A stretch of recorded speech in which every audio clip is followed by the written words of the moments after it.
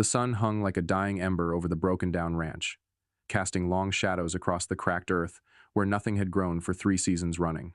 Samuel McCready knelt beside the charred remains of his barn, his weathered hands sifting through ash and twisted metal that had once been his life's work. The acrid smell of old smoke still clung to everything, a bitter reminder of the lightning strike that had destroyed his livelihood 6 months ago. At 52, Sam's back ached from years of honest labor, and his face bore the deep lines that came from squinting against the relentless prairie sun. His clothes hung loose on his gaunt frame, the same frame that had once been thick with muscle from hauling hay bales and wrestling cattle. Now, with his livestock sold off to pay debts and his fields barren, he looked like a scarecrow blown down from its post. The wind whistled through the gaps in his cabin walls, carrying the scent of sagebrush and the promise of another harsh winter. Inside his pocket, Sam fingered the last coins he possessed, barely enough for a week's worth of beans and hardtack. His stomach had been gnawing at itself for days, reminding him with sharp pangs that pride wouldn't fill an empty belly. He stood slowly, joints creaking like old leather, and gazed across the vast expanse of his land. 200 acres of dreams reduced to dust and debt. The bank notice tacked to his door fluttered in the breeze, its stark black letters announcing his final payment deadline: 30 days, or foreclosure. 30 days to perform a miracle. As the crimson sun touched the horizon, painting the sky in shades of blood and gold, Sam made his way back to the cabin. Tomorrow he would ride into town and swallow what remained of his pride. Perhaps old Murphy at the general store needed help loading wagons, or maybe the sheriff required a deputy. Any honest work would do, even if it meant watching younger men pity the broken-down rancher who'd lost everything to bad luck and God's wrath. The evening air carried a chill that seemed to seep into his very bones, and somewhere in the distance a coyote's lonesome howl echoed across the empty prairie.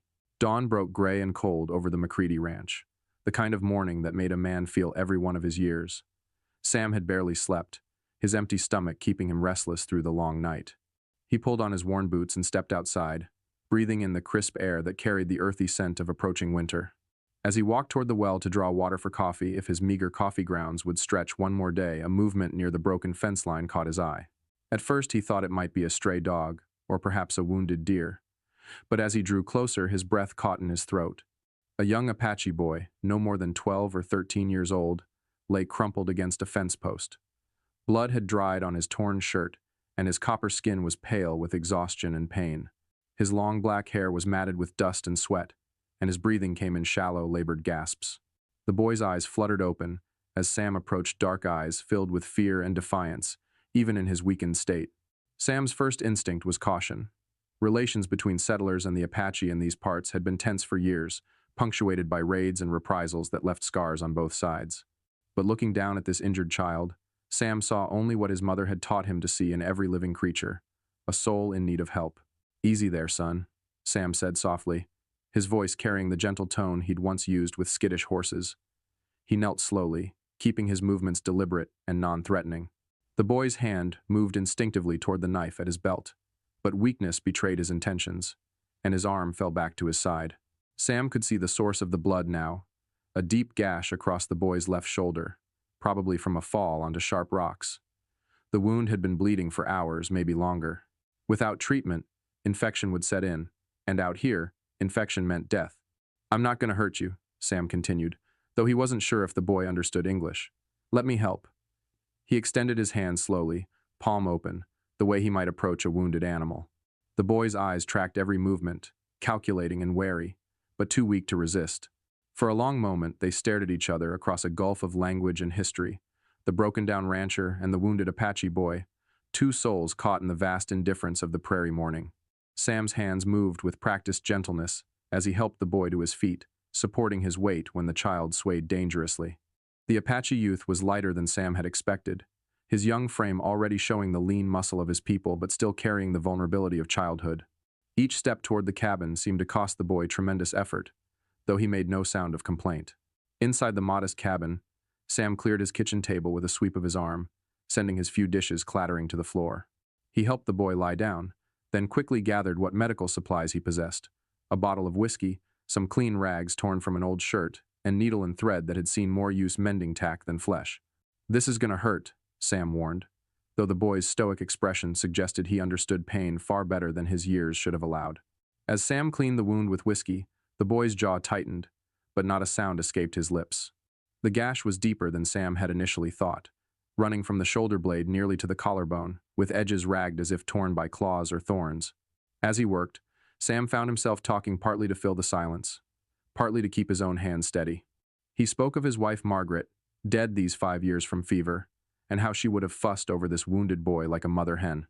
He told of his son Thomas, lost to the war back east, and how the boy's dark eyes reminded him of Thomas's serious expression when he was thinking hard about something important. The boy listened without speaking, his gaze following Sam's movements, with the wariness of a creature that had learned to expect cruelty from strangers. But gradually, as Sam's gentle ministrations continued, some of the tension eased from the young Apache's frame. When Sam finished stitching the wound and bandaging it with strips torn from his last clean sheet, the boy's eyes had grown heavy with exhaustion. "Rest now," Sam said, arranging his own blanket over the child. "You're safe here." He wasn't sure if the promise was one he could keep, given the tensions in the territory, but something deep in his chest insisted it was a promise worth making. As the boy drifted toward sleep, Sam stepped outside to scan the horizon for signs of search parties, either Apache warriors looking for their lost young one, or settlers who might not take kindly to finding an Indian boy in Sam's care. By midday, the boy had awakened and accepted some water, though he still watched Sam with careful eyes. Sam had been working outside, trying to repair a section of fence with what few materials he had left, when he noticed the boy had moved to the window and was observing his work. Their eyes met through the glass, and for the first time, Sam saw something other than wariness in the young Apache's expression, perhaps curiosity, or even a flicker of respect for honest labor. When Sam came inside to check on his patient's bandages, he found the boy sitting up, his dark eyes alert and focused. The child pointed to himself and spoke a single word: "Aiyana." Then he pointed at Sam with a questioning look. "Samuel," Sam replied, touching his own chest. "Sam." He repeated the boy's name carefully, trying to match the pronunciation he'd heard. A ghost of a smile crossed Aiyana's lips at Sam's effort, the first hint of warmth the boy had shown. As the afternoon wore on, Sam found himself facing a painful decision. His last supplies were dwindling, barely enough food for one person, let alone two. He opened his meager pantry and stared at its contents. A few potatoes, some dried beans that would need hours of cooking, and one precious loaf of bread he'd been saving for the journey to town tomorrow. His stomach cramped with hunger, a reminder that he hadn't eaten since yesterday morning. But looking at Aiyana, who was still pale and weak from blood loss, Sam made his choice without hesitation.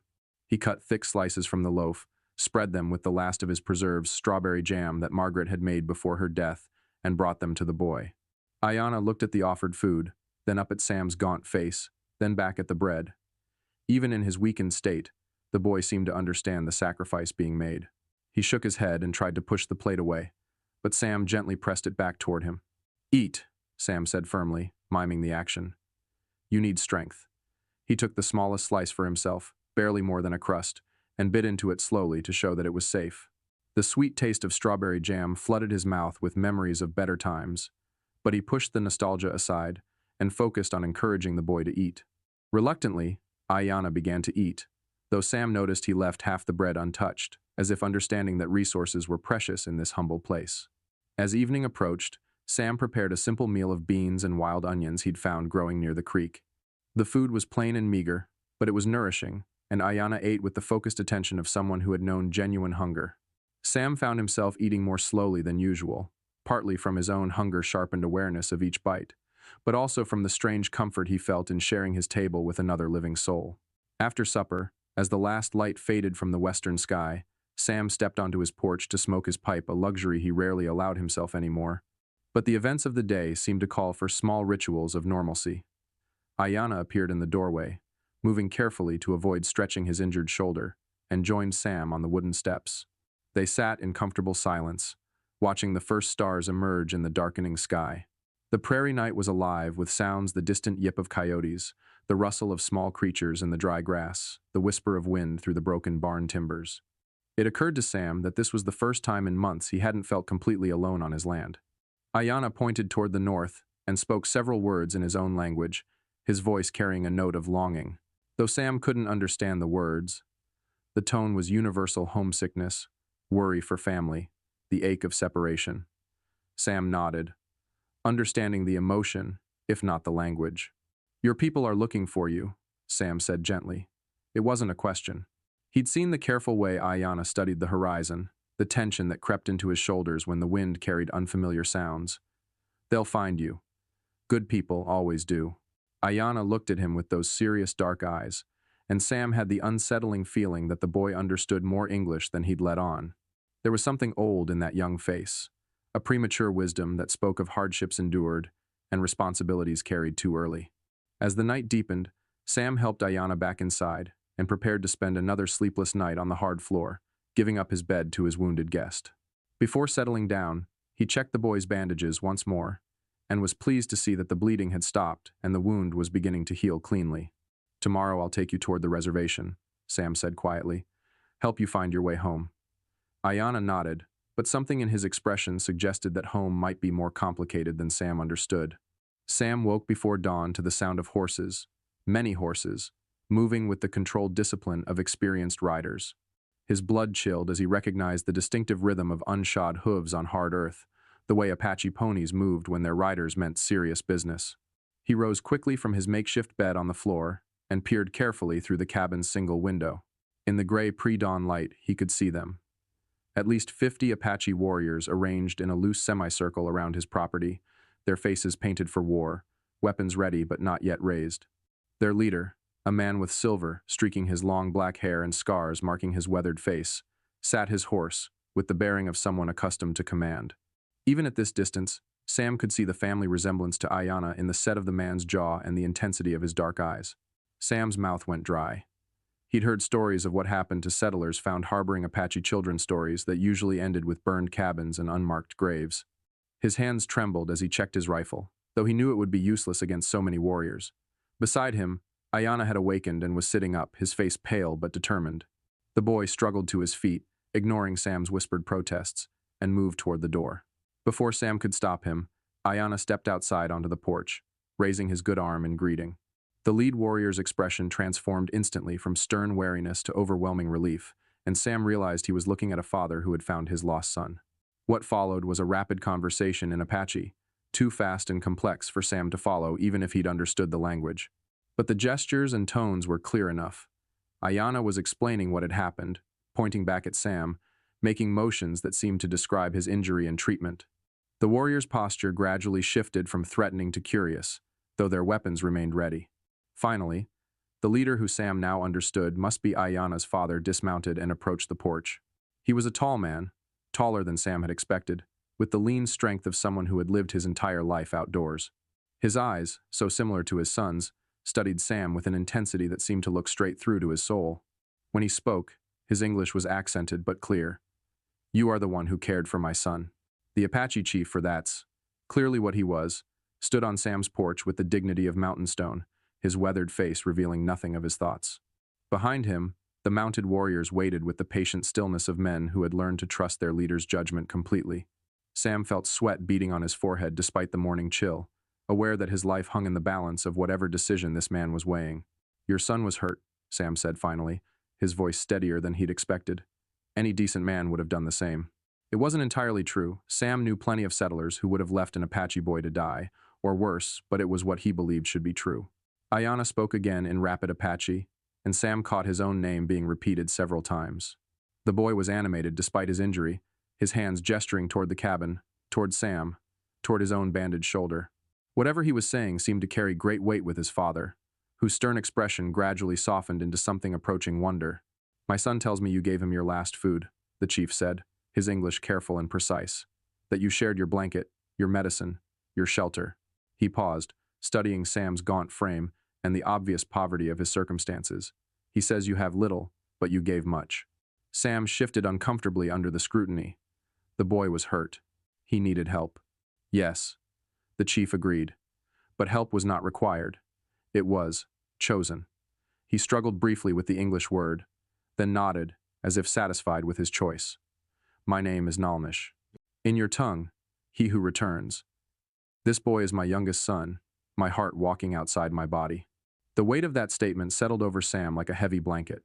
He had unknowingly saved the most precious thing in this warrior's world, had risked his own safety, and given his last resources to preserve what Nalmish valued above his own life.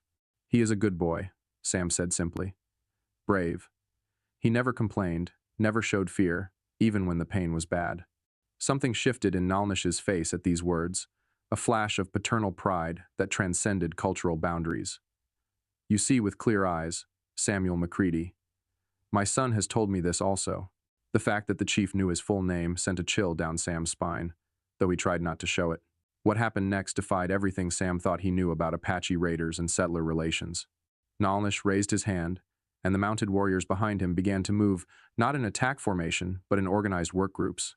Some headed toward the creek with water containers, others toward the burned ruins of Sam's barn, still others toward the broken fence lines that marked the boundaries of his property. "What are you doing?" Sam asked, bewildered by the sudden activity. "You saved my son's life," Nalnish replied, as if this explained everything. "Among my people, such a debt can only be repaid with life. Since you will not let us take yours," he smiled slightly, at what Sam assumed was meant as a grim joke, "we must give you new life instead." Before Sam could fully process this statement, Apache warriors were dismounting and beginning what appeared to be a massive construction project. Some began clearing the charred debris from his barn site, while others started cutting timber from the grove of cottonwoods along the creek. Still others were examining his broken fences with the critical eye of experienced builders. "You don't understand," Sam protested. "I don't have money to pay for this kind of work. I'm about to lose this place to the bank." Nalnish's expression grew puzzled. "Pay? You gave my son life when you could have taken it. You gave food when you were hungry, shelter when you had little. This is not work for payment. This is justice." An elderly Apache woman approached, carrying a bundle that smelled deliciously of cooked meat and cornbread. She set it on Sam's porch with a warm smile and spoke to Nalnish in their own language. Sam caught the tone of gentle scolding, as if she were telling the chief that the skinny white man needed feeding. "My mother-in-law says you are too thin," Nalnish translated, his lips twitching with suppressed amusement. "She says this is not good for a man who must work hard to make his land strong again." Sam stared at the bundle of food, then at the organized chaos of construction beginning around his property, then at Aiyana, who was sitting on the porch steps watching the activity with obvious satisfaction. "I don't understand any of this," Sam admitted. "Understanding will come," Nalnish said. "First, we build." For 3 days, Sam's failing ranch became a hub of activity unlike anything the Prairie had ever seen. Apache families arrived throughout the first morning, women with children, elders with tools and wisdom, young men eager to prove their strength in this unusual endeavor. They came not as raiders or enemies, but as neighbors responding to a call for help. The women established a cooking area near the creek, their fires sending up thin streams of smoke that carried the rich sense of roasting meat and baking bread. Children played between the work sites, their laughter a sound Sam's land hadn't heard since his own son was young. The elders directed the work with quiet authority, their aged eyes seeing solutions that younger workers might miss. Sam found himself swept into the organized chaos, his protests about payment and debts dismissed with patient smiles and gentle redirections toward useful work. His years of ranching had given him skills these people respected. He knew how to set fence posts that would stand against prairie winds, how to design a barn that would shed water and snow, how to work with wood and stone in ways that complemented the land rather than fighting it. By the second day, the frame of a new barn was rising from the cleared ground, larger and sturdier than the one lightning had destroyed. Apache craftsmen worked alongside Sam, their methods different from his own but equally effective, creating something that was neither purely white settler construction nor traditional Apache building, but a fusion of both traditions. The women had taken over his small garden plot, somehow coaxing green shoots from earth he'd thought was played out.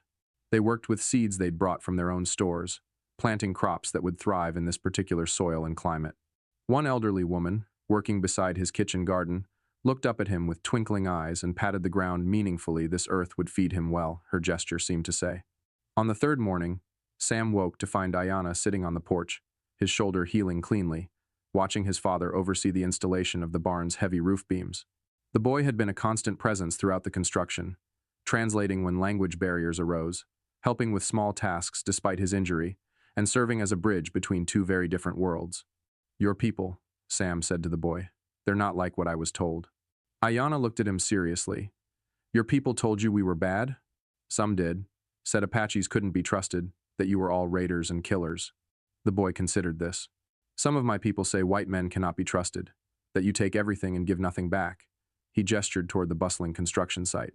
"But my father says, a man shows his heart by what he does when no one is watching. You were alone when you found me. No one would have known if you walked away." As the sun set on the third day, Sam stood in the doorway of his new barn, running his hands along the smooth wooden beams that would shelter whatever livestock he might someday afford again. The building was magnificent, larger than his original barn, built with techniques that would help it survive the harsh prairie weather, and crafted with a care that spoke of genuine investment in his success. But the barn was only part of what had been accomplished. His fences stood straight and strong, marking boundaries that were now respected rather than ignored. His garden plot had been expanded and enriched, planted with crops that would feed him through the coming winter and beyond. Most remarkably, a group of young Apache men had spent the day driving a small herd of cattle onto his land, healthy stock, with the brands of several different ranches. "We found these animals wandering without proper care," Nalnish explained when Sam questioned the cattle's presence. "Their owners were careless with their responsibilities. These animals will be better served here." His tone suggested that further questions about the livestock's previous owners might not be entirely welcome. Sam realized he was looking at a kind of rough justice that, operated by rules older than territorial law. Wrongdoers had lost their stock to those who would care for it properly. He decided he was grateful for the gift and wouldn't examine its origins too closely. As the Apache families prepared to leave the next morning, Nalnish approached Sam one final time. In his hands he carried a beautifully crafted rifle, its stock decorated with intricate beadwork and silver inlays. "This belonged to my grandfather," the chief said solemnly. "It has protected 3 generations of my family. Now, it will protect the man who protected my son." Sam accepted the weapon with hands that trembled slightly. "I don't know how to thank you for all of this." "You already did," Nalnish replied.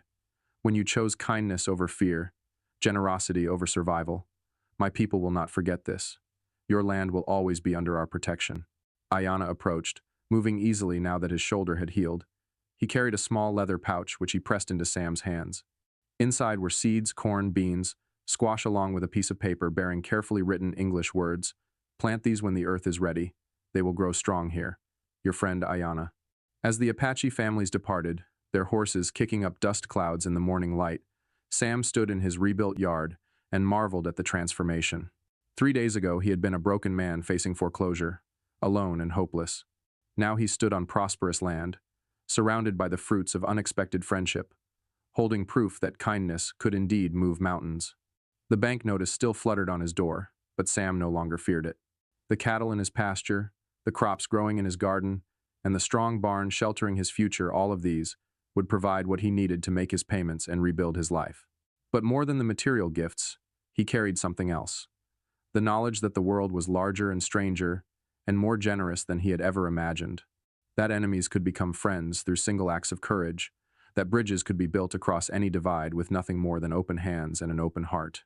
That evening, as he sat on his porch watching the sun set over his restored ranch, Sam whispered a prayer of gratitude to whatever force had brought one wounded Apache boy to his fence line at the exact moment when both their lives needed saving. In the distance, a coyote howled its lonesome song, but tonight it sounded less like mourning and more like a celebration of the day's impossible gifts.